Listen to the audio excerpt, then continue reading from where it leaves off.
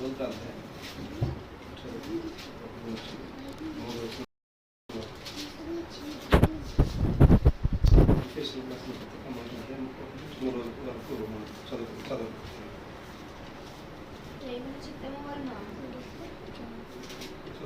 దేవుని చిత్తము వలన క్రీస్తు యేసు అపోస్తలుడైన పౌలు ఎఫెసులోనున్న పరిశుద్ధులను క్రీస్తు యేసునందు విశ్వాసులైన వారికి శుభమని చెప్పి వ్రాయినది. మన తండ్రి అయిన దేవుని నుండి ప్రభువైన యేసుక్రీస్తు నుండి మీకు కృపయు సమాధానము కలుగును గాక. ఆమేన్. మహోన్నత మహిమ కలిగిన తండ్రి ప్రభువైన యేసుని పరిశుద్ధమైన పాదముల స్తుతులు స్తోత్రములు. నాయన మీరు పరిశుద్ధులై ఉన్నారు తండ్రి. యెహోవా పరిశుద్ధులు పరిశుద్ధులు పరిశుద్ధులను గాన ప్రతి గానము ప్రభు నాయన స్తుతిస్తూ దేవునితో స్తుతిస్తూ ఆరాధిస్తూ ఉన్నాయి. యేసయ్యా మీకే స్తుతిస్తూ తెలుస్తున్నాము. పరిశుద్ధ లేఖనాలను మిమ్మల్ని సమీపించడానికి మీరు మా కోర్టు చూపారు. మునుపు దూరస్తులైన మీరు క్రీస్తు యేసుని బట్టి సమీపిస్తులైన మీరు సమీపించారు. దేవానికి స్తోత్రం. ఈ గ్రంథం సమీపించడానికి పరిశుద్ధ లేఖనం మేము చదవడానికి ఇందులో ఉన్న విషయాలు గ్రహించడానికి నాయన మీ కృప మాకు అవసరమైన దేవానికి స్తోత్రం. మా వెంటలో చదువున్న యొక్క లేఖన భావం మీరు చూపించండి. మీరు మహిమ తెచ్చుకోండి. సమస్త మహిమ అంతా ప్రభావం మీరు పొందండి. యేసుక్రీస్తుని దివ్యనామము అడిగి వచ్చి ప్రార్థన చేస్తున్నాను తండ్రి. ఆమేన్.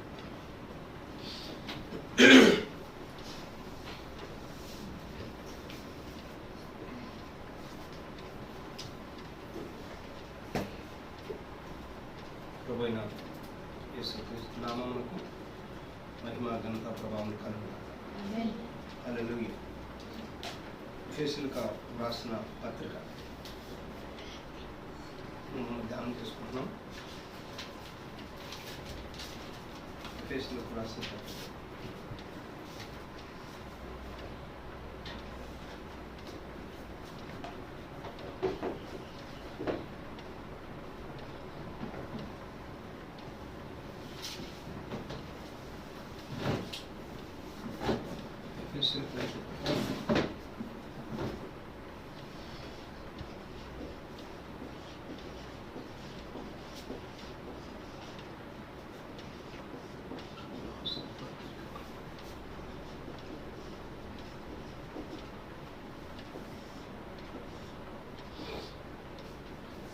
పౌలు చాలా పత్రికలు రాశాడు. అయితే ఈ చాలా ప్రాముఖ్యమైన పత్రికలు చాలా ఉన్నాయి. వాటిలో ఎఫెసీయులకు రాసిన పత్రిక అనేది చాలా ప్రాముఖ్యమైనది. కొన్ని పత్రికలు ప్రారంభ విశ్వాసం కోసం రాయబడిన పత్రికలు ఉన్నాయి. కొన్ని పత్రికలు క్రీస్తునందు లోతుగా వేరుకోరిన వారికి రాయబడిన పత్రికలు ఉన్నాయి. ఉదాహరణ కొరింథీయులకు రాసిన పత్రిక మనం గమనిస్తే కొరింథీయులకు దిద్దుబాటు అనే వర్తమానం ప్రవర్తించారు. కొరింథీయులకు రాసిన పత్రిక మనం గమనిస్తే అది ప్రారంభ విశ్వాసం కోసం రాయబడిన పత్రికలు. కొరింథీయులకు రాసిన పత్రికలు క్రీస్తునందు ప్రారంభంలో కొత్తగా వస్తారు కదా, వాళ్ళకు రాయబడిన పత్రికలు. ఎందుకంటే ఆ పత్రికల్లో పౌలు ఆ సంఘానికి ఎప్పుడు వెళ్ళినా కానీ ఎప్పుడు సమస్యలే. ఆ పత్రికను చదివితే కన్యకలను కూర్చొని సమస్య ఉంటుంది, ముసుగును కూర్చొని సమస్య ఉంటుంది, ప్రభురాత్రి భోజనం కూర్చొని సమస్య ఉంటుంది, జాగ్రత్తం కూర్చొని సమస్య ఉంటుంది, వీళ్ళు ఒకటి తండ్రి భార్య ఉంచుకున్నాడంట. ఇట్లా ఎప్పుడు చూసినా అక్కడ కలహాలు, సమస్యలు, గొడవలు, సమస్య. పౌలు వెళ్ళి వాళ్ళకు ఆ సమస్యలు తీర్పు తెచ్చడం సరిపోయింది. అందుకని పౌలు అన్నాడు, మీరు పాలు త్రాగవలసిన వారే కానీ బలమైన ఆహారం మీకు తగదన్నాడు. కాబట్టి కొరింథీయులకు రాసిన పత్రిక ప్రారంభ విశ్వాసాల కోసం రాయబడిన పత్రికలు. పౌలు కొన్ని పత్రికలు రాశారు. తన పరిచర్య చివరి దశలో కొన్ని చాలా ముఖ్యమైన పత్రికలు రాశాడు. ఎఫెసీయులకు రాసిన పత్రిక, గలతీయులకు రాసిన పత్రిక, కొలస్సీయులకు రాసిన పత్రిక, హెబ్రీయులకు రాసిన పత్రిక. ఇవి చాలా లోతైన విషయాలు టీచింగ్ మెథడ్లో రాయబడిన పత్రికలు. ఈ పత్రికలు పత్రికలు పౌలు దాదాపు ఇంచుమించు 14 పత్రికలు రాశాడు. కొత్త నిబంధనలు ఇంచుమించు కొత్త నిబంధనలు ఎక్కువ పుస్తకాలు రాసింది పౌలే. పాత నిబంధనలు మోషే రాశాడు, ధర్మశాస్త్రము, తోరాన్నారు. మోషే 5 కాండాలు రాశాడు. కొత్త నిబంధనలు పౌలు ఎక్కువ పుస్తకాలు రాశాడు. పౌలు అద్భుతమైన సేవకుడు. అన్ని జనులకు ప్రవక్తగా దేవుడు పౌలు నిర్ణయించాడు. పౌలు ఒకప్పుడు గమలీయేలు పాదముల దగ్గర ధర్మశాస్త్రం క్షుణ్ణంగా నేర్చుకున్న వ్యక్తి. యెహోవా సాక్షిగా ఉన్నాడు. యెహోవా నామం పక్షాన యెహోవా కోసం మంచి రోషం కలిగి నిలబడతా ఉన్నాడు. ఓసారి ఆ సన్నిధిని సభ దగ్గర అధికారం పొందుకొని పత్రాలు పొందుకొని క్రైస్తవులను హింసించడానికి, సంఘమును హింసించడానికి ఆయన అధికారం పొందుకొని ఆ ప్రాంతంకి వెళ్తా ఉన్నాడు. క్రైస్తవ సంఘాలు ఎక్కడ ఉన్నాయో వారిని అప్రమితంగా హింసించడానికి పౌలు పూనుకున్నాడు. ఓ ప్రాంతంకి వెళ్ళిన తర్వాత, దమస్క్ అనే ప్రాంతంకి వెళ్ళిన తర్వాత అక్కడ దేవుని పిల్లలు ఉన్నారు. దైవజనుడైన అననీయ అక్కడే ఉన్నాడు, విశ్వాసులు అక్కడే ఉన్నారు. ఆ దమస్క్ దగ్గర ఆ పిల్లలు, వారు దేవుని పిల్లలు కూడా చంపడానికి పౌలు అక్కడికి వెళ్ళినప్పుడు, సౌలుగా ఉన్నప్పుడు అకస్మాత్తుగా దేవుడు అగ్నిస్తంభం సౌలు దర్శించింది. ఆయన కింద పడ్డాడు. సౌలు వై డు యు పర్సిక్యూట్ మీ అన్నాడు. సౌలు నువ్వు నన్ను హింసిస్తున్నావు అన్నాడు. అప్పుడు ప్రభువా నువ్వు ఎవడో అన్నాడు. అప్పుడు ప్రభా నేను నువ్వు హింసిస్తున్నాను అది యేసు అన్నాడు.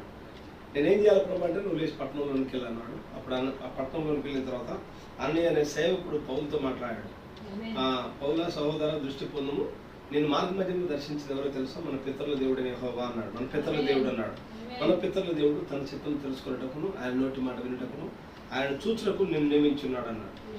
అప్పుడు అన్నయ్య పౌలుకు ప్రార్థన చేసి అన్నయ్య యేసుక్రీస్తు అన్నయ్య పౌలుకు బాప్తిస్మం ఇచ్చాడు.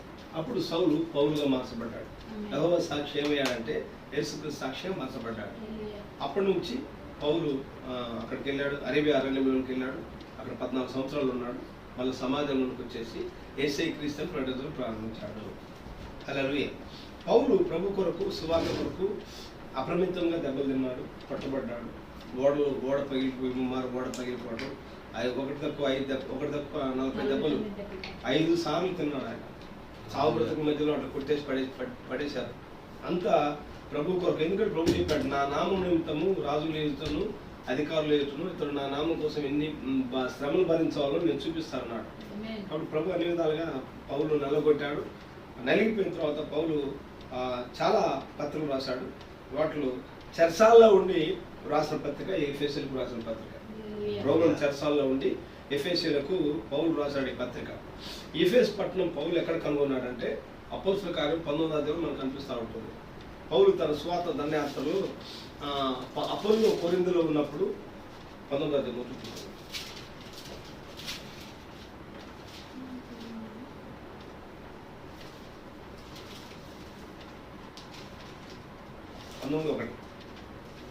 అపోస్తలుల కార్యం 19వ అధ్యాయం. అపోల్లో కొరింథీలో ఉన్నప్పుడు జరిగినదేమనగా పౌలు పై ప్రదేశంలో సంచరించి ఎఫెసుకు వచ్చి కొందరు శిష్యులను చూచి పౌలు సువార్త ప్రకటన చేసుకుంటూ ఎఫెసు పట్టణంకి వచ్చాడు. అప్పుడు అపోల్లోనే ఆయన వేరే ప్రాంతంలో వెళ్ళాడు. అపోల్లో కొరింథీ ప్రాంతంలోకి వెళ్ళాడు. పౌలు తన సువార్త ప్రకటన చేసుకుంటూ ఎఫెసు పట్టణానికి వచ్చాడు. ఈ అపోల్లో ద్వారా ఆ ఎఫెసు పట్టణస్తులు వాళ్ళు బాప్తిజం పొందారు. పౌలు వాళ్ళు అడిగాడు, మీరు ఎలా బాప్తిజం పొందారు అని అడిగాడు. మేము యోహాను బాప్తిజం అన్నారు. అంటే బాప్తిజం ఇచ్చి యోహాను వాళ్ళకు మారుమనస్సుతో ఇచ్చాడు బాప్తిజం. అయితే పౌలు వాళ్ళు వివరించాడు, అది యోహాను ఇచ్చిన బాప్తిజము మారుమనస్సుతో ఇచ్చాడు. ఇప్పుడు మీరు పెంతెకోస్తు దినం దాటిన తర్వాత మీరు ఉన్నారు కాబట్టి, ఎందుకంటే సంఘం అనేది పెంతెకోస్తు దినం ప్రారంభించబడింది. పేతురు లేచి మారుమనస్సు పొంది యేసుక్రీస్తు డాక్టర్లు పొందమని చెప్పాడు. సంఘం ఇంచుమించు 3000 మంది బాప్తిజం పొందారు. కాబట్టి ఇప్పుడు ఆ పెంతెకోస్తు దినం తర్వాత మీరు ఉన్నారు కాబట్టి ఇప్పుడు ఖచ్చితంగా మీరు యేసుక్రీస్తు డాక్టర్లు పొందాలి అని పౌలు చెప్పిన తర్వాత వారందరూ ఏం చేశారు? 5వ వచనం. వారు ఆ మాట విని 5వ వచనం. వారు ఆ మాట విని ప్రభువైన యేసు నామమున బాప్తిసం పొంది వారు ఇంచుమించు తరువాత పౌలు వారి మీద చేతులుంచగా పరిశుద్ధాత్మ వారి మీదకి వచ్చెను. అప్పుడు వారు భాషలతో మాట్లాడుటను ప్రవచించటను మొదలు పెట్టేది. వారందరూ ఇంచుమించు 12 పురుషులు. అది ఎఫెసు సంఘానికి పౌలు వెళ్ళిన తర్వాత వాళ్ళందరికీ యేసుక్రీస్తు డాక్టర్లు పొందిన తర్వాత మొట్టమొదటి సంఘం ఎఫెసు సంఘాన్ని పౌలు స్థాపించాడు. క్రీస్తుకు 53 నుంచి 170 వరకు ఎఫెసు సంఘ చరిత్ర అని మనకు తెలుసు. కాబట్టి అక్కడ అపోల్లోనే ఆయన ఉన్నాడు. ఆయన అపోల్లో ఒక విద్వాంసుడు. అయితే ఆయనకు లేఖనాలు తెలుసు, కానీ బాప్తిసం యోహాను బాప్తిసం మాత్రమే తెలుసుకొని యేసుని గురించి మాట్లాడుకుంటూ వెళ్ళారు. అప్పుడు 2 విశ్వాసులు ఉన్నారు, అకుల ప్రిస్కిలాలు. వారు అపోల్లోని ఇంటికి పిలిపించుకొని పరిచయం చేసి యేసుక్రీస్తు మార్గాన్ని పూర్తిగా విస్తృతపరిచారు. ఎందుకంటే అకుల ప్రిస్కిల్లాలు పౌలు యొక్క విశ్వాసులై ఉన్నారు.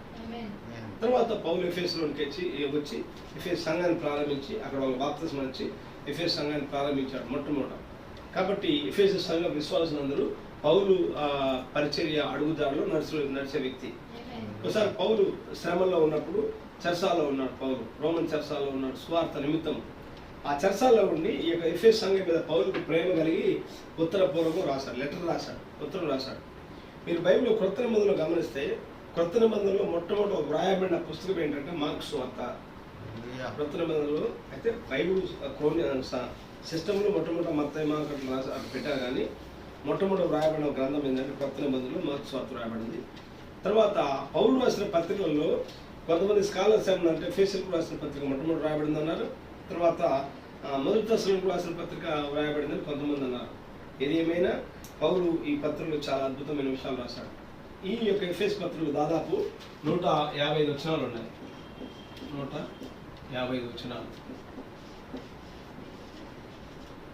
ఇందులో ముఖ్యమైన వచనం 2:8. ఎఫెసు పత్రిక 2:8 చదువు. ముఖ్య వచనం కాలము సంపూర్ణమైనప్పుడు ఎఫెసు పత్రిక మీరు విశ్వాసము ద్వారా కృపచేతనే రక్షింపబడి ఉన్నారు. అది ఎఫెసుకు రాసిన పత్రికలో ముఖ్య వచనం ఏంటంటే పౌలు అన్నాడు, మీరు విశ్వాసం ద్వారా కృపచేతనే రక్షింపబడి ఉన్నారు. క్రియల ద్వారా కాదు కానీ కృప ద్వారా మీరు రక్షింపబడి ఉన్నారని పౌలుకి చెప్పాడు. అయితే పౌలు ఆ చెరసాల్లో ఉండి రోమన్ జైల్లో ఉండి ఎఫెసు సంఘానికి ప్రేమతో ఆయన వాళ్ళకు రాసిన ఈ పత్రికను తుకికు అనే వ్యక్తి ద్వారా పంపించాడు. తుకికు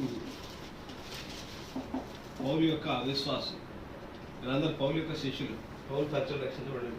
తుకికు అనే వ్యక్తి ద్వారా ఆ పత్రికను స్క్రాల్ ఉంటారు అదనాలు అవి రాసి నేను వెళ్ళి తుకికు ఈ పత్రికను ఎఫెసీలకు రాసిన ఎఫెసీ సంఘానికి అందజేయి అని పంపించాడు. చాలా అద్భుతమైన విషయాలు ఎఫెసీలకు రాసిన పత్రికలో ఉన్నాయి. చాలా అద్భుతమైన విషయాలు ఉన్నాయి. అందులో నేను కొన్ని విషయాలు మీకు అర్థం కావడానికి కొన్ని విషయాలు చెప్తాను. ఈ పత్రికలో మొత్తము 4 భాగాలు ఉన్నాయి. ఎఫెసీలకు రాసిన పత్రికలో మొత్తము 4 భాగాలు ఉన్నాయి. 4 విషయాలు ఉన్నాయి.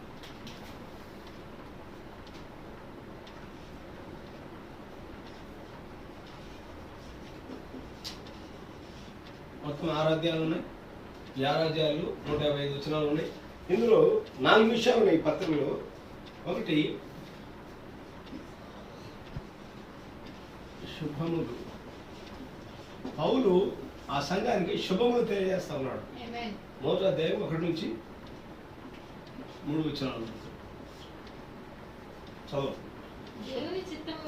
దేవుని చిత్తం వలన క్రీస్తు యేసు అపోస్తలుడైన పౌలు ఎఫెసులో ఉన్న పరిశుద్ధులకును క్రీస్తు యేసునందు విశ్వాసులైన వారికి శుభమని చెప్పి వ్రాయున్నది. పౌలు మొట్టమొదట ఆ సంఘానికి లెటర్ రాసేటప్పుడు, ఉత్తరం రాసేటప్పుడు మీకు శుభము అని చెప్పాడు. అంటే మీకు సమాధానము, మీకు షాలోం అనే మాట పౌలు వాళ్ళకి చెప్పాడు. మీరు ప్రకటన గ్రంథం కూడా చదివినట్లయితే, ప్రకటన గ్రంథం 1:4 నుండి చదువుకున్నట్లయితే, ప్రకటన గ్రంథం 1:4 నుండి 6 వరకు యోహాను ఆసియాలో ఉన్న 7 సంఘములకు శుభమని చెప్పి వ్రాయినది. ప్రకటన గ్రంథము మొదటి అధ్యాయం 4 నుండి 6 వరకు కూడా సంఘములకు శుభములు అన్నాడు ప్రవక్త. యోహాను చదువున్నాను. యోహాను ఆసియాలో ఉన్న 7 సంఘములకు శుభమని చెప్పి వ్రాయినది. వర్తమాన భూత భవిష్యత్ కాలములో ఉన్నవారి నుండి ఆయన సింహాసనం ఎదుటనున్న 7 ఆత్మల నుండి నమ్మకమైన సాక్షియు మృతుల్లో నుండి ఆది సంభూతుడుగా లేచిన వాడును భూపతులకు అధిపతియునైన యేసుక్రీస్తు నుండి మీకు కలుగు కాదు. చాలు. ఎఫెసు ప్రకటన 1:4 నుంచి 6 వరకు సంఘములకు శుభములు చెప్తా ఉన్నాడు. అలాగనే పౌలు కూడా ఎఫెసు పత్రిక రాసినప్పుడు ఆ సంఘానికి మొట్టమొదట శుభములు తెలియజేశాడు, గ్రీటింగ్స్ తెలియజేశాడు. శుభములు అన్నాడు. అది మొదటి భాగం. నెంబర్ 2 రెండవది ఎఫ్ఎస్సి ఆ పత్రికలో మొత్తంలో 6 అధ్యాయాలు. ఈ 6 అధ్యాయాలు మొత్తము 4 విషయాలు ఉన్నాయి. ఒకటి శుభములు, సంఘములకు శుభములు. రెండోది కృపలో విశ్వాస స్థానం. కృపలో విశ్వాస స్థానం. కృపలో విశ్వాస స్థానం. 3వ వచనం చదువుకుందాం. 3వ వచనం అనుకున్నా 1:3 నుండి 4 చదువుకుందాం. శరీరం ఒకటే, ఆత్మయు ఒకటే. ఆ ప్రకారమే మీ పిలుపు విషయమై ఒకటే నిరీక్షణ ఉండుటకు పిలువబడితిరి. ఇదంతా దాదాపు ఎఫెసీయులకు రాసిన 1:4 నుండి 4 నుంచి 3వ అధ్యాయం 21వ వచనం వరకు జాగ్రత్తగా వెళ్ళిన తర్వాత నేను తర్వాత వివరిస్తాను. ఒక్కోదాన్ని మెయిన్ బ్రీఫ్ విషయాలు. 1వ అధ్యాయం 4వ వచనం నుండి 3వ అధ్యాయం 21వ వచనం వరకు. 1వ అధ్యాయం 4వ వచనం 4వ వచనం నుండి 3వ వచనం వరకు ఇది శుభములు. 4వ వచనం నుండి 3వ అధ్యాయం 21వ వచనం వరకు కృపలో విశ్వాసే స్థానము అని వ్రాయబడింది.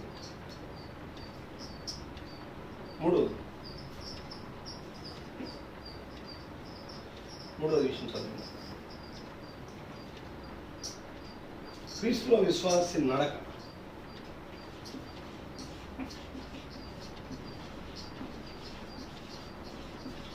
విశ్వాసి నడక సేవ. క్రీస్తులో విశ్వాసి నడక లేక సేవ. 4వ అధ్యాయం 1 నుంచి. కాబట్టి మీరు సమాధానమును బంధము చేత కాబట్టి ఆత్మ కలిగించే ఐక్యమును కాపాడుకొనుటయందు శ్రద్ధ కలిగిన వారై ప్రేమతో ఒకరినప్పుడు సంహించుచు మీరు పిలువబడిన పిలుపునకు తగినట్లుగా దీర్ఘ శాంతముతో కూడిన సంపూర్ణ వినయముతోను సాత్వికంతోను నడుచుకొనవలనని ప్రభువును బట్టి ఖైదీ అయిన నేను మిమ్మల్ని బతిమాలుకుంటున్నాను. నెక్స్ట్ ఆత్మతో నింపబడిన విశ్వాస నడక. ఆత్మతో నింపబడిన విశ్వాస నడక. ఇది మనం ఎఫెస్ పత్రికను విభజిస్తా ఉన్నాం. ఒక్కో దాని జాగ్రత్తగా. ఇదంతా మీరు స్కోఫీల్డ్ బైబిల్లో ఎన్ని రాశారు? 5వ అధ్యాయం 18 నుంచి 6:24.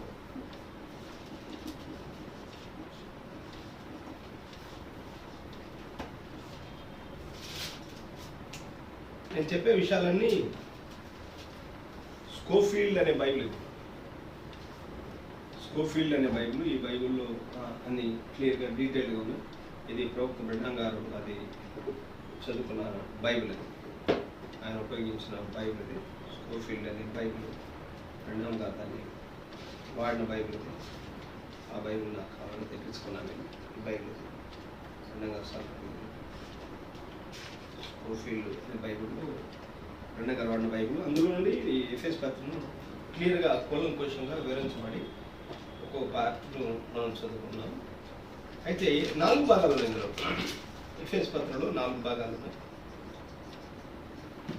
ఒక్కో దాన్ని నేను వీటిని వివరిస్తూ ఉంటాను. ఇందులో మనకు కావాల్సిందంటే నేను చాలా విషయాలను దాటేస్తున్నాను.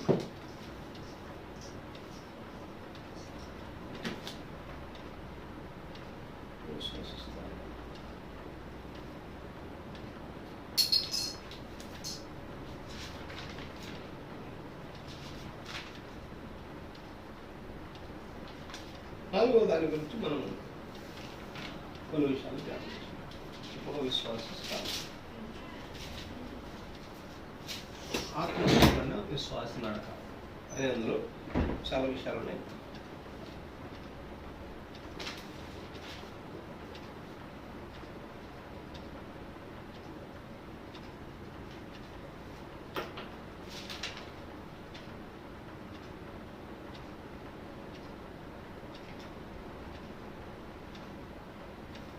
5వ అధ్యాయం ప్రకటన 5వ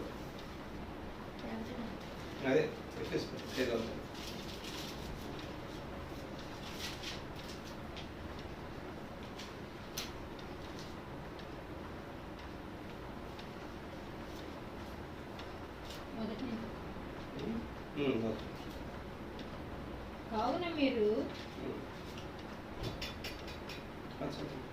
కావున మీరు ప్రియులైన పిల్లల వలె దేవుని పోలి నడుచుకొనిడి. క్రీస్తు మిమ్మల్ని ప్రేమించి పరిమళ వాసనగా ఉండుటకు మన కొరకు తను తాను దేవునికి అర్పణగాను బలిగాను అర్పించుకొనెను. ఈ 4 విషయం కదా, దీనిలో ఒకటి ఏంటంటే చెప్పేసి నేను మనసులో దేవుని ప్రేమ, ఆత్మ యొక్క అంతరంగిక స్వభావం. 5వ అధ్యాయం 19వ వచనం.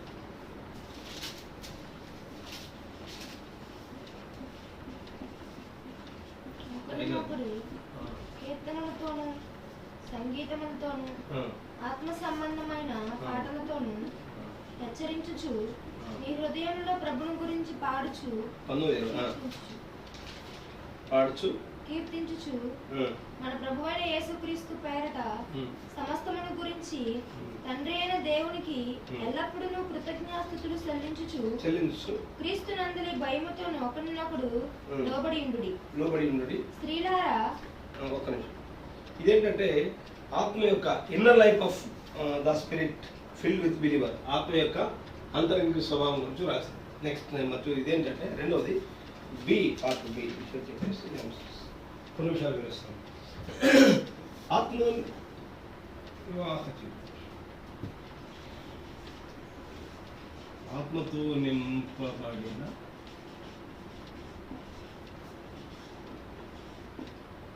వివాహ జీవితం.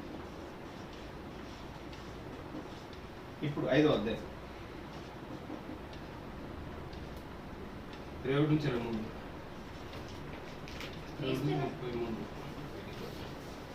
క్రీస్తునందలి భయముతో ఒకరినొకరు లోబడి ఉండుడి. స్త్రీలారా, ప్రభువునకు వలె మీ సొంత పురుషులకు లోబడి ఉండుడి. క్రీస్తు సంఘములకు శిరస్సయ్యున్న లాగున పురుషుడు భార్యకి శిరస్సై ఉన్నాడు. క్రీస్తే శరీరములకు రక్షకుడై ఉన్నాడు. ఇక్కడ ఈ ఎఫెసీయులకు రాసిన పత్రిక 5వ అధ్యాయం 20 నుంచి 33 వరకు మీరు చదివినట్లయితే ఇక్కడ సంఘము, క్రీస్తు సంఘం యొక్క వివాహ జీవితం గురించి పౌలు వర్ణిస్తా ఉన్నాడు.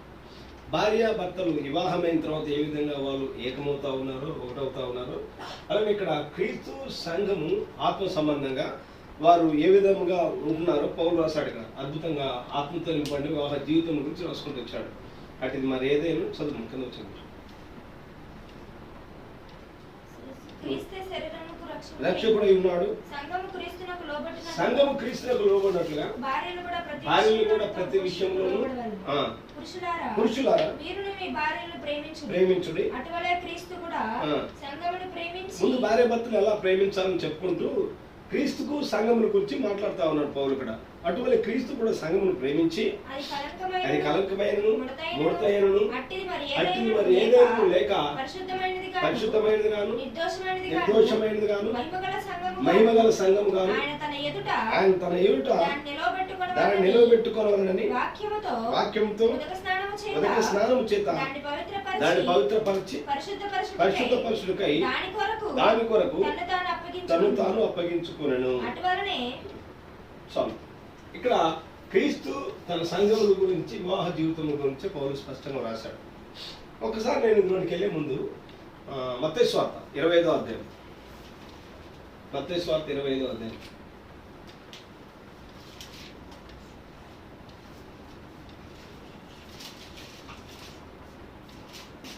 బుద్ధి గల కన్యలు,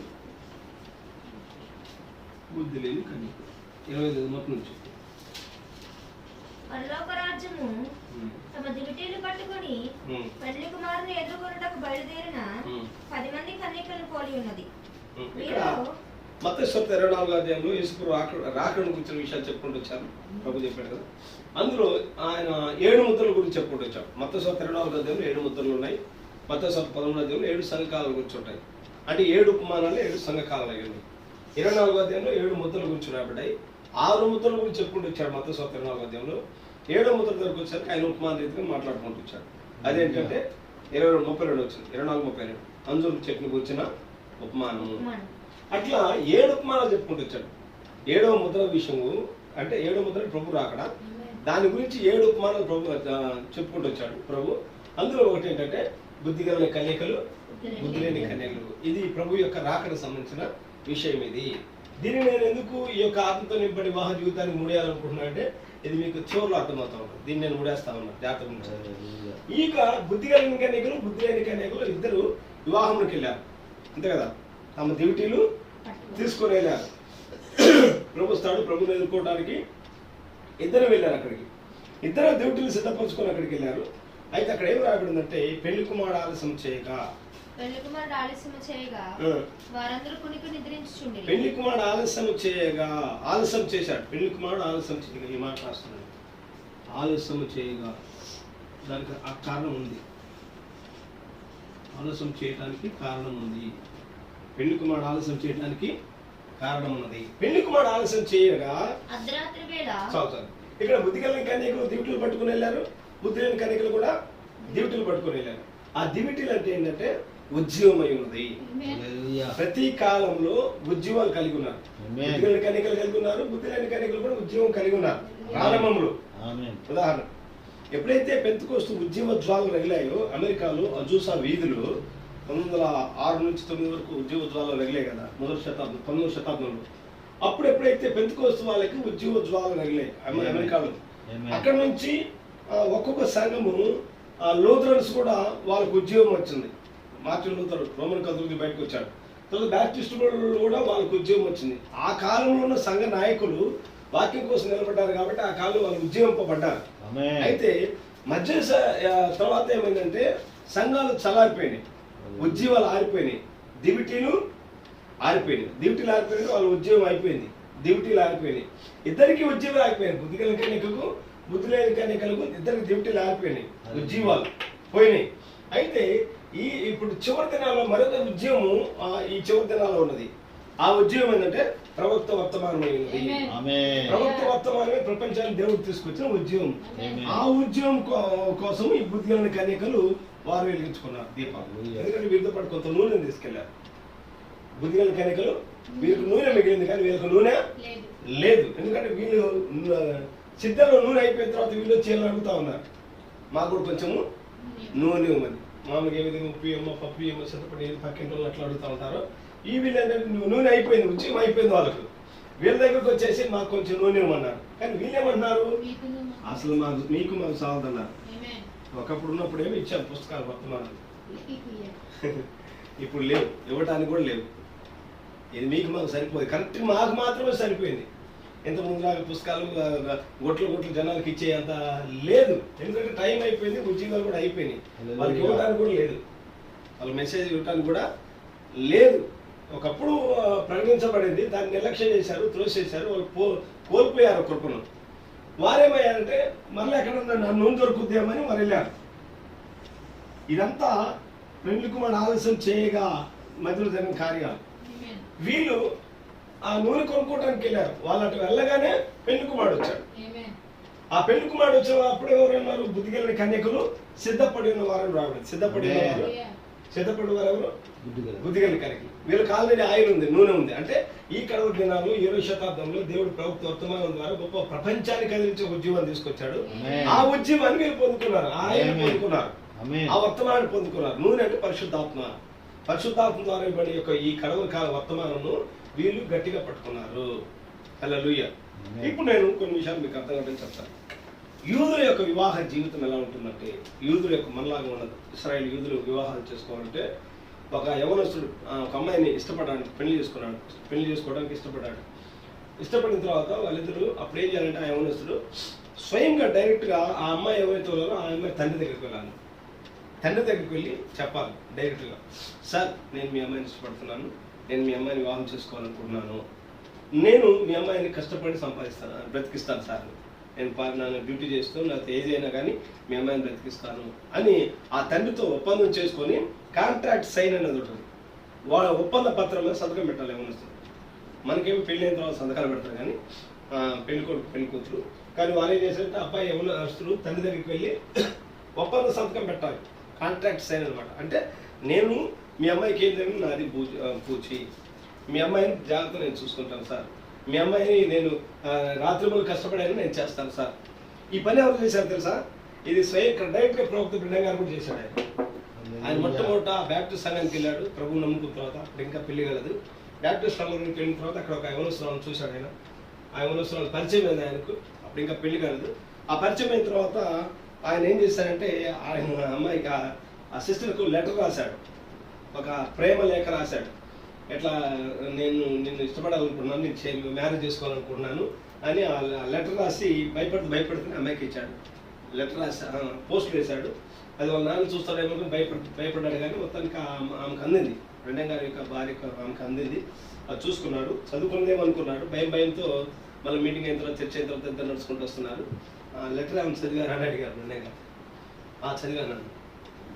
ఏమైంది దాని ఉద్దేశం? మీ ఉద్దేశం ఏంటంటే అప్పుడు అన్నాడు మా డాడీతో మాట్లాడమని చెప్తున్నాడు. అప్పుడు బ్రెండ గారు స్వయంగా వాళ్ళ డాడీ దగ్గరికి వెళ్ళేసి డాడీతో మాట్లాడాడు. సార్ నేను పరిస్థితి, నేను చిన్న పని చేసుకుంటున్నాను, నేను పలానా కుటుంబానికి చెందిన వ్యక్తిని, నేను కష్టపడి పని చేసుకోలేని నేను మీ అమ్మాయిని బ్రతికిస్తాను, మీ అమ్మాయిని బాధ్యత నాది సార్ అని డైరెక్ట్గా తండ్రి దగ్గరికి వెళ్ళి కాంట్రాక్ట్ సైన్ ప్రభుత్వ బ్రెండ గారు చేశాడు మొట్టమొదటి. హల్లెలూయా.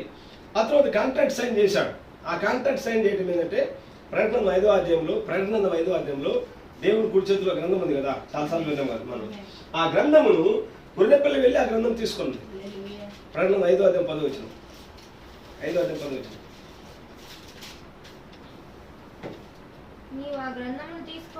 నీవు ఆ గ్రంథమును తీసుకొని దాని ముద్ర విప్పుటకు యోగ్యుడవు.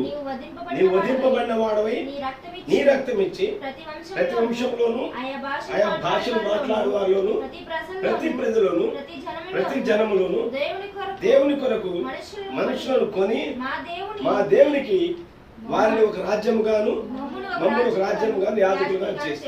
ఇక్కడ గొర్రెపిల్ల యోగ్యుడై ఉన్నాడు. ఆ గొర్రెపిల్ల యేసుక్రీస్తు అయి ఉన్నాడు. పరలోక సైన్య సమూహంతో పాటు గొర్రెపిల్ల నీవు యోగ్యుడు, నీ రక్తం ఇచ్చావు, మమ్మల్ని కొన్నావు ప్రభా, మమ్మల్ని విమోచించావు.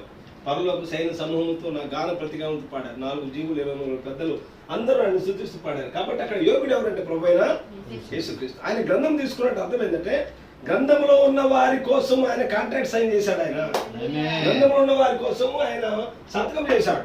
వీళ్ళను ఈ గ్రంథం నాది, ఇందులో ఉన్నవారు నా హక్కు, వీళ్ళ విషయం నాది బాధ్యత అని ఆయన బాధ్యత తీసుకున్నాడు. ఇక్కడ పెళ్లి కుమారుడు ఎందుకు ఆలస్యం చేశాడు అంటే అర్థం ఏంటంటే ఇంకా కాంట్రాక్ట్ సైన్ చేయలేదు. అక్కడ సంఘము ఎదుగుదల లేని పరిస్థితి.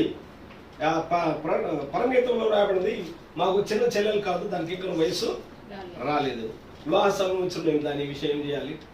వయసు అయితే పెరుగుతుంది కానీ ఎదుగుదల లేని పరిస్థితి చాలా సంఘాల్లో. మాకు 20 సంవత్సరాల అనుభవం ఉందండి, 50 సంవత్సరాల ఉంది, 100 సంవత్సరాలు సెంచరీ చేసుకుంటా ఉన్నారు. కానీ ఇంకా వాళ్ళు ఎక్కడున్నారంటే పరలోక ప్రాంతం దగ్గర జనవరి పండుగలు, ఈస్టర్ పండుగలు, గుడ్ ఫ్రైడేలు, క్రిస్మస్ పండుగలు చేసుకునే దగ్గరే ఉన్నారు. ఎదుగుదల లేని పరిస్థితి. ఇంకా పెళ్లికి మాట ఇచ్చి వాళ్ళు ఏడు వివాహం చేసుకోవాలి. ఎందుకు ఆలస్యం చేస్తున్నాడు అంటే ఆయన డేర్గా కాంట్రాక్ట్ సైన్ చేయాలి. అక్కడ తండ్రి దగ్గర కాంట్రాక్ట్ సైన్ చేయాలి, ఒప్పంద పత్రం ఉండాలి. అందుకని అక్కడ ఆలస్యం చేశాడు. అప్పుడు కాంట్రాక్ట్ సైన్ చేయాలి. యవనస్తుడు సంతకం కాంట్రాక్ట్ సైన్ చేసిన తర్వాత యవనస్తుడు ఏం చేస్తాడంటే తన దగ్గర ఒక వస్త్రం ఉంటుంది, వెయిల్. ఆ ముసుగును ఆ పెళ్లికి మాత్రం ఎవరైతే ఇష్టపడుతుందో ఆమెకి పంపిస్తారు ముసుగును. దాన్ని ప్రకటన 19వ అధ్యాయంలో రాబడింది. ప్రకటన 19వ అధ్యాయంలో 7-8 వచనాలు సన్నని నార బట్టలు ఆమెకు ఇవ్వమని మాట్లాడుతూ ప్రకటన 19వ అధ్యాయం 7-8 6-7-8 వచ్చిన సన్నని నార బట్టలు ఆమెకు ఇవ్వబడిన అవి పరిశుద్ధుల నీతి క్రియలు అంటున్నారు.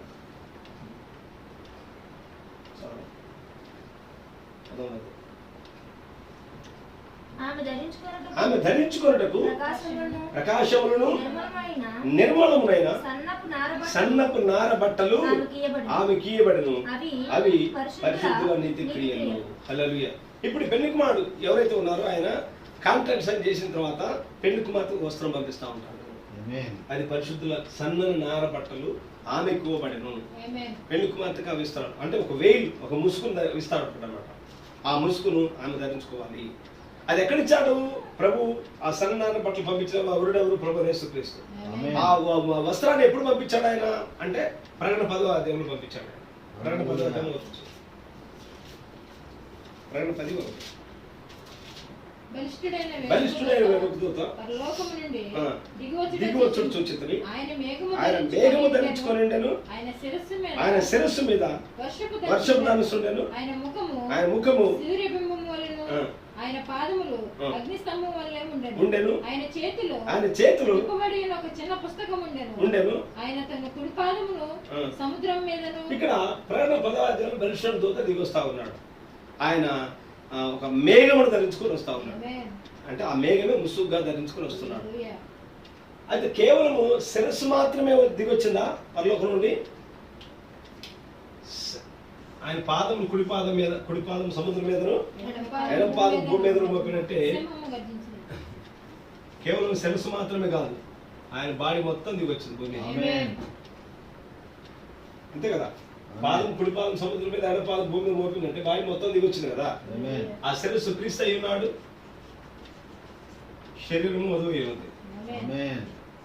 అంటే ఆయన ఏ ముసుగు అయితే ధరించుకున్నాడో అదే ముసుగు ఆ వధువు పంపించాలి. ఆయన ధరించుకున్న ముసుగు ఏంటి? వెలుగు, మేఘం. మేఘం అనే ముసుగును ఆయన ధరించుకుని వచ్చినప్పుడు మరి అదే ముసుగును ఆయన సంఘానికి కూడా పంపించాలి. ఆయన వధువుకు పంపించాడు. ఆ ముసుగులు ఎవరున్నారు? 7 సంఘకాల దూతలు ఉన్నారు. అంతే కదా? 7 దూతల వర్తమానమే కదా ఈ సంఘానికి ఇవ్వబడింది. పెళ్లి కుమార్తె వస్త్రాలు ఇవ్వబడ్డాయి, వర్తమాన వస్త్రాలు అని. అవి పరిశుద్ధుల నీతి క్రియలు. కరెక్ట్గా ఆ వస్త్రాలు సరిపోతాయి ఆమెకు. కరెక్ట్గా పూర్తిగా లూజ్ కావు, పూర్తిగా టైట్ అవ్వవు. దేవుడే కరెక్ట్గా స్టిచ్చింగ్ చేసి పంపించిన వస్త్రం అది, కరెక్ట్ వస్త్రం. ఈ వర్తమానం నాకు నచ్చదండి, నేను కుదరదు. ప్రతి మెసేజ్ కూడా గోల్డెన్ నగెట్. ఏ మెసేజ్ చదివినా ప్రతి మెసేజ్కి పెళ్లి కుమార్తె ఆమె అని పలుకుతా ఉంటుంది. ఇది నమ్ముతాను నేను, ఇది నమ్మను అనే మాట లేదు. 1100 వర్తమానం ప్రతిదీ పెళ్లి కుమార్తె ఆమె వధువుగా ఆమె అని పలుకుతా ఉంటుంది. కాబట్టి అదే ముసుగును ఈ పెళ్లి కుమార్తె పంపించాడు ఆయన. తర్వాత ముసుగును పంపించిన తర్వాత, వస్త్రం పంపించిన తర్వాత నెక్స్ట్ వాళ్ళు ఏం చేస్తారంటే ఒక వివాహ టెంట్ పెట్టుకుంటారు. పెద్ద టెంట్ ఏర్పాటు చేసుకుంటారు. టెంట్ కిందకి వారు ఏం చేస్తారంటే వివాహాన్ని తీసుకుని రావడానికి పెళ్లి కుమార్తె అక్కడ వరుస్తారు. బైబిల్ రాబడిన పెళ్లి కుమారుడు అంతఃపురంలో నుండి పెళ్లి కుమార్తె గదిలో నుండి రావాలని ఉంటుంది యెషయా గ్రంథంలో. వారు ఆ టెంట్ కిందకి వస్తారు. ఆ టెంట్ కిందకి వచ్చిన తర్వాత వారు ఏం చేస్తారంటే పెళ్లి కుమార్తె ఏం చేయాలంటే పెళ్లి కుమార్తె చుట్టూ 7 సార్లు తిరగాలి. 7 సార్లు ఆమె తిరగాలి. ఆ 7 సార్లు 7 సంఘకాలలో ఉన్న సంఘము వధువు అయి ఉన్నది. 7 సంఘకాలలో సంఘం వధువు క్రీస్తు చుట్టూ 7 సార్లు పరిపూర్ణంగా తిరగాలి. అప్పుడు బహిరంగంగా వాళ్ళకు ఆ టెంట్ కింద వివాహం జరుగుద్ది. తర్వాత పెళ్లి కుమారుడు ఏం చేస్తాడు, అందరూ చూస్తుండగా ఒక పెద్ద గ్లాస్ ఉంటుంది, అద్దం లాంటి గ్లాస్. ఆ అద్దం లాంటి గ్లాసుని తీసుకుని అందరి ముందు సమక్షంలో దాన్ని కింద పడేస్తాడు. అది పగిలిపోతుంది. దాని అర్థం ఏంటంటే వివాహ వ్యవస్థ ఒక్కసారి చిన్నాభిన్నమైపోతే అది మళ్ళీ అతుక్కోవటము కష్టము. ఒక్కసారి అద్దం పగిలిపోయింది కదా, అది మళ్ళీ మనం అతికించగలమా? అతికించలేము. అద్దం ఎలా మనం అతికించలేము. ఈ యొక్క వివాహ వ్యవస్థ, ఈ పరిశుద్ధ వివాహంలో జత చేయబడిన వధూవరులు ఎవరైతే ఉన్నారో ఒక్కసారి వారి కుటుంబ వ్యవస్థ చిన్నాభిన్నమైపోతే, ఆ కుటుంబ వ్యవస్థలో ఏమైనా చిన్న మనసు మధ్యలో వచ్చి రోడ్డుకి ఎక్కితే అది మళ్ళీ అతుక్కోవటము కష్టము అని దాని అర్థం. కాబట్టి జాగ్రత్తగా ఉండాలి అని అర్థం.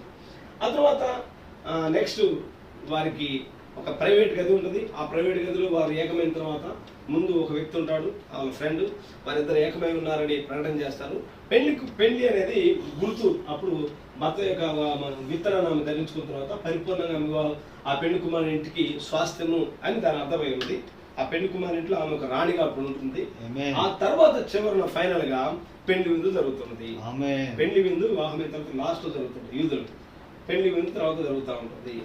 ఇప్పుడు ఈ సందర్భాన్ని నేను తీసుకొని ఈ బుద్ధి లేని కన్యకలను ఎందుకు మీరు పెళ్లికి వాడు ఆలస్యం చేశాడు అంటే వీళ్ళు వెళ్ళిపోయారు. నూనె కోసము అడిగారు కదా, నూనె కోసం వీళ్ళు వెళ్ళిపోయారు. ఇక మధ్యలో రాలేదు. మళ్ళీ ఎప్పుడు వచ్చారు? మళ్ళీ ఎప్పుడు వచ్చారు వీళ్ళు? డోరు మూయబడిన తర్వాత, తలుపు వేయబడ్డ తర్వాత వచ్చారు ఈ బుద్ధి లేని కన్యక. తలుపు వేయబడ్డ తర్వాత అంటే మధ్యలో ఈ కార్యాలన్నింటిలో బుద్ధి లేని కన్యకలు పాలు పంపులు లేదు, కాంట్రాక్ట్ సైన్ ఏమో సంబంధం లేదు. తర్వాత పెండు వస్త్రము పంపించడానికి ఈ బుద్ధి లేని కన్యకల సంబంధము లేదు. ఈ వివాహంలో జరిగే ఈ కార్యాలన్నింటిలో సంబంధం లేదు. అంతా అయిపోయిన తర్వాత పెళ్లి కుమారు వివాహం విందు అయిపోయింది, వివాహం విందు కూడా అయిపోయింది, డోరు మూసివేయబడింది, వివాహం అయిపోయింది, వివాహం ఆత్మ సంబంధ వివాహం జరిగిపోయింది, పెళ్లి కుమార్తె వివాహం జరిగిపోయింది, ఇక పెళ్లి విందు కూడా జరిగిపోయింది. అంతా అయిపోయిన తర్వాత ద్వారం తీయబడిన తర్వాత బుద్ధి లేని కన్యకలు ఇచ్చారు. ఈ మధ్యలో జరిగే ఈ కార్యాలన్నిటికీ వీళ్ళకి సంబంధము అంత అయిపోయింది. తలుపు తీయమన్నా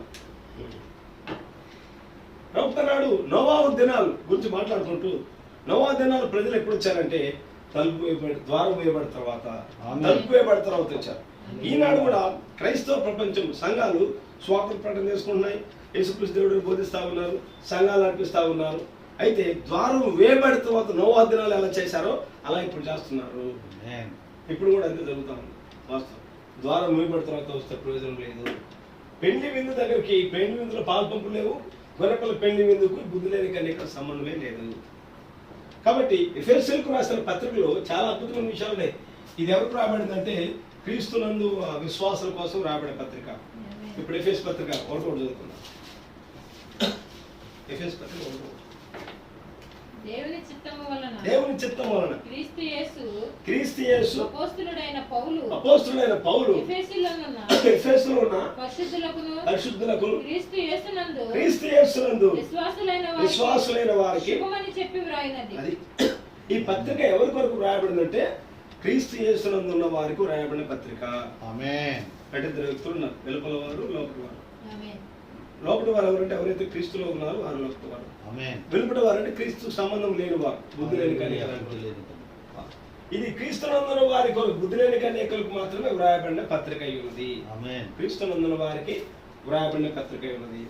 ప్రవక్త చెప్పాడు, ఎఫెసీయులకు రాసిన పత్రిక అనేది పాత నిబంధన యెహోషువ గ్రంథంతో సమాంతరమై ఉన్నది. ప్యారలల్ అన్నమాట. పాత నిబంధన గ్రంథంలో ఎఫెసీయులకు రాసిన పత్రిక యెహోషువతో సమాంతరమై ఉన్నది. యెహోషువ గ్రంథం మనం జాగ్రత్తగా గమనిస్తే ఇశ్రాయేలు మొత్తాన్ని నడిపించిన మొట్టమొదటి నాయకుడు అంటే మోషే. మోషే అద్భుతంగా ఇశ్రాయేలును వాగ్దాన దేశం వరకు నడిపించాడు. అయితే యెహోషువ ఏం చేశాడంటే వారిని వాగ్దాన దేశం లోపల నడిపించాడు. మోషేను అనుసరించిన సేవకుడు యెహోషువ. మోషే క్రీస్తు సాదృశ్యమై ఉన్నాడు, యెహోషువ పరిశుద్ధాత్మ సాదృశ్యమై ఉన్నది. యెహోషువ వారిని వాగ్దాన దేశంలో నడిపించి వారి స్వాస్థ్యాలు భూభాగాలు పంచించాడు. ఇప్పుడు క్రీస్తు సంఘమును యేసు సిలువ వేయబడిన తర్వాత సంఘమును వాగ్దాన భూమిలోకి నడిపించింది ఎవరు? పరిశుద్ధాత్మ. పరిశుద్ధాత్మ సంఘము క్రీస్తులోనికి వాగ్దాన భూమిలో నడిపించి వారు స్వాస్థ్యాలు పంచించారు. గాదు నీది ప్రాంతం, నఫ్తాలి నీది ప్రాంతం యెహోషువ ఎలా పంచాడు, సంఘమును కూడా పరిశుద్ధాత్మ వారి స్థానమును పంచిచ్చాడు. 4:16 సంఘం క్షేమాభివృద్ధి ముందు నిమిత్తం ఆయన కొందరు స్వార్థకులు గాను, కొందరు ప్రవక్తలు గాను, కొందరు ఉపదేశకులు గాను, కొందరు కాపులు గాను 5 రకాల పరిచర్యను విభజించాడు. పరిశుద్ధాత్మ సంఘంలో వారి స్వాస్థ్యాలు పంచిచ్చాడు. క్రీస్తులో నీ స్థానం ఏంటి, క్రీస్తులో నీ స్వాస్థ్యం ఏంటి అనేది పౌలు వారికి తేటతెల్లంగా వ్రాసి పెట్టాడు. కాబట్టి ఎఫెసీయులకు రాసిన పత్రిక అనేది ఎవరి కొరకు వ్రాయబడిందంటే క్రీస్తు యేసునందు ఉన్న వారికి వ్రాయబడిన పత్రిక. వెలుపల ఉన్న వారికి కాదు, ప్రారంభ విశ్వాసులు కాదు, ఆల్రెడీ క్రీస్తులో ఉన్న వారికి. వాక్యం అంటే ఏంటి, క్రీస్తు అంటే ఏంటి, వర్తమానం అంటే ఏంటి, ఎన్నో విషయాల్లో వారు ఈ జర్నీలో ముందుగా క్రీస్తునందు ఉండి ఈ వధువులో భాగంగా ఉన్న వారికి వ్రాయబడిన పత్రిక ఎఫెసీయులకు రాశారు. హల్లెలూయా. ప్రభు మాటలు దీవించుకోండి.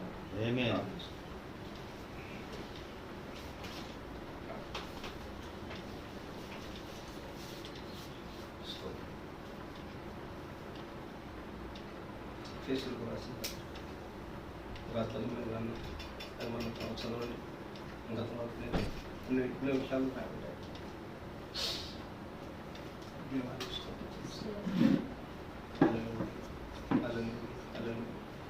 సామెత వచ్చిన ప్రార్థన చేస్తారు.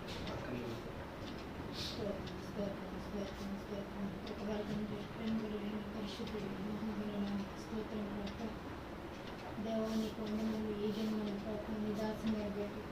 ఎఫెసీయులకు రాసిన పత్రిక ద్వారా మీరు మాతో మాట్లాడి పత్రికను మేము సమీపించడానికి కొన్ని విషయంలో ప్రభావ నేను మేము ఎంటర్ అవడానికి మీరు ఇచ్చిన గొప్పగా మీకు స్తోత్రిస్తున్నాం. మీ చేతమైతే నాయన ఇంకా ముందు తిన్నాను నాయన, అందులో లోపలికి దిగుడు మీ విషయాలను చూపించండి. మీరు నాకు పైన తెలుసుకోండి. పెద్దబడిన మాటలకు నాయన మీ ప్రజల్ని ఫలింపు చేయండి, ముద్రించండి. సమస్త మహిమగంత ప్రభావం పొందండి. యేసుక్రీస్తుని దివ్యనామము అడిగి ప్రార్థన చేస్తున్నాము.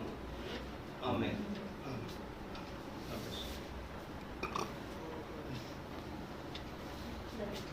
Okay.